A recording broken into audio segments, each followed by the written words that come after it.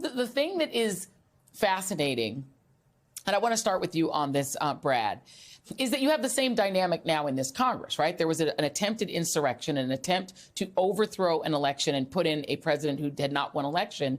And the people in charge of now of the House, their mission is not to investigate that.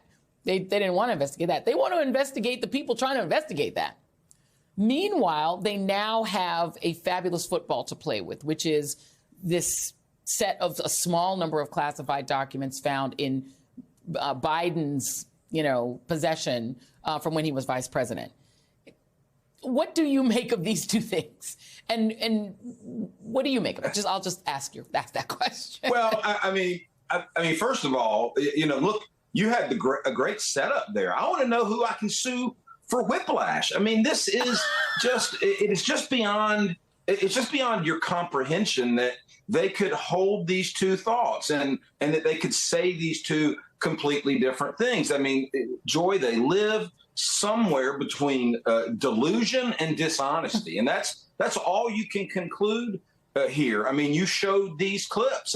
Comer said, Trump's documents didn't amount to a hill of beans, but he's gone to DEFCON 1 on Biden's documents. And I think, look, the documents versus documents is not even where it ends. I mean, the treatment of these documents, we're talking about cooperation versus obstruction. We're talking about misplaced documents versus stolen documents. We're talking about voluntary disclosure and turning over versus having to have a search warrant executed. But I think the corollary between now and previous time in history you're talking about, MAGA.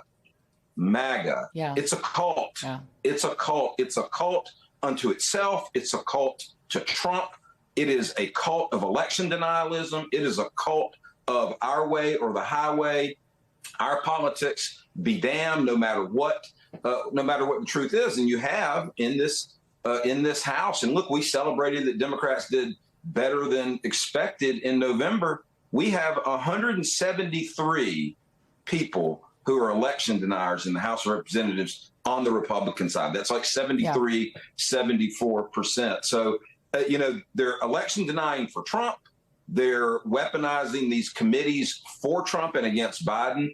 And like I said, I totally have whiplash over what we've seen the last few days. It is a lot of whiplash. And I mean, much like the first America First movement, the second America First movement, aka MAGA, also has like millions of people who believe it, right? I mean, it was shocking to me just listening to see how many people were on Hitler's side of the United States. It's very different from the history we learned. But I mean, the thing, Dean, that I have to say, it is one thing for the Republicans to do it, but this whole Biden classified documents thing, it's beginning to take on a little bit of a her emails vibe for me. Let me just show you a little bit of Karine Jean-Pierre, Press Secretary Karine Jean-Pierre, getting some questions, some incoming today. Might be today or yesterday. Was the president sloppy in his handling of classified material after on multiple locations where classified documents are being found? What is the White House trying to hide? When will the White House release a log of visitors to the Wilmington House? Does the administration have any idea between the garage and the Biden-Penn office just how many people could have gotten their hands on this, or are we to assume that the White House doesn't have an estimate? That there's an ongoing review on this, and I would refer to the Department of Justice. I mean, and it's not as if it's you should ignore the story. I mean, if there's classified documents found somewhere they're not supposed to be, yes, there's supposed to be an investigation. But it's starting to feel her emails-y to me. Your thoughts? It's going to be that and more. Look at the GOP, the hypocrisy on this, though, Joy, like what you were talking about. Look, if the GOP didn't have hypocrisy, they wouldn't have anything except, of course, white supremacy and fascism. But all they have now, their core currency is hypocrisy. And that you have Marjorie Taylor Greene literally tweeted when they did the Mar-a-Lago search, impeach Merrick Garland. Now what is she tweeting? Nothing but Merrick Garland, impeach Joe Biden.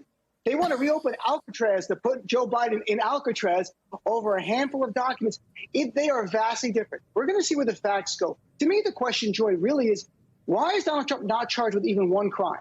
Why is he not charged with anything? We're 2 years and 7 days from the January 6th terrorist attack that he played an oversized role in, his attempted coup. We are a long period of time from May of last year trying to get, a year and a half ago, actually, the documents back. National Archives begging him, His own lawyer lied, and I would imagine as a lawyer, Donald Trump told him, we gave all the documents to DOJ in response to a subpoena. They do the search in August. They find over 100 new classified documents there, folks.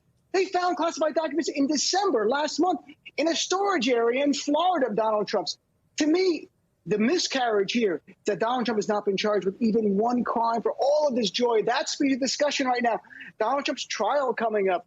That's the key. And I'm very disappointed in this DOJ.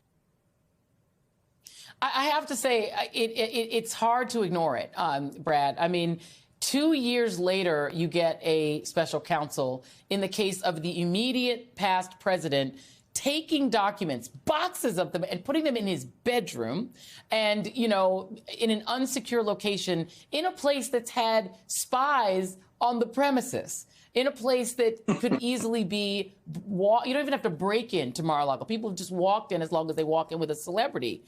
And it took 2 years for there to be action. And I guess as a Democrat, as somebody who's a Democratic strategist, does it frustrate you? Because it seems like when it was Hillary Clinton and she had a server at her house, which every Secretary of State before her had, it's like DEFCON 1, we've got to interrupt the whole election 11 days out. You know, DEFCON 1, we've got to go big from that DOJ. And then now we're talking about the vice presidential era of Biden. There, again, DEFCON 1, within a week, there's a special counsel. It does feel like different treatment.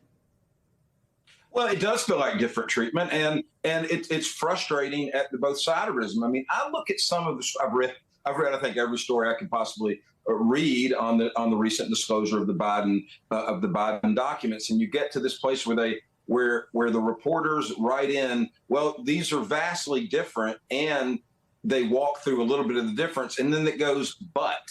And I'm like, but what? And the but is, well, this is a real political problem for the president. Well, it wouldn't be a real political problem for the president if it's treated fairly and accurately. And these two sides are put next to one another. I mean, I believe this. I believe the way that President Biden handled this was the textbook way to turn the documents back over once you found them and cooperate with investigation. I believe what Donald Trump did was textbook criminal obstruction.